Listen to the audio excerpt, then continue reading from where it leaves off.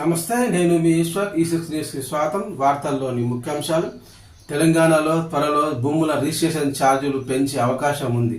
పెరిగిన వ్యవసాయేతర భూములు ఆస్తులకు కొత్త రిజిస్ట్రేషన్ ఛార్జీలు ఆగస్టు 1 నుంచి అమలులోకి వస్తాయి. తెలంగాణ ప్రభుత్వం తన ఆదాయాన్ని పెంచడానికి భూముల మార్కెట్ విలువను సవరించాలని ఇటీవల నిర్ణయం తీసుకుంది. డిసెంబర్ 2023లో కాంగ్రెస్ అధికారంలోకి వచ్చిన తర్వాత భూముల విలువలు రిజిస్ట్రేషన్ ఛార్జీలు పెంచడం ఇదే తొలిసారి. కొత్త రిజిస్ట్రేషన్ ఛార్జీలను నిర్ణయించడానికి సవరించడానికి ప్రణాళికను ప్రారంభించింది.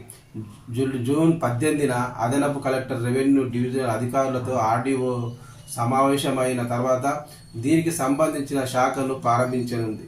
దశల వారీగా విశ్లేషణ చేసిన తర్వాత కొత్త రిజిస్ట్రేషన్ ఛార్జీలు జూలై 1న నిర్ణయించనున్నారు. జిల్లా స్థాయిలో కమిటీల అధ్యయనం అనంతరం ఆగస్టు 1 నుంచి కొత్త మార్కెట్ విలువను అమల్లోకి రానుంది. జూలై 1న వెబ్సైట్లో సవరించే వివరాలను పోస్ట్ చేసి తర్వాత జూలై 20 వరకు ప్రజల నుండి సలహాలు మరియు అభ్యంతరాల కోసం డిపార్ట్మెంట్ పిలుస్తుంది.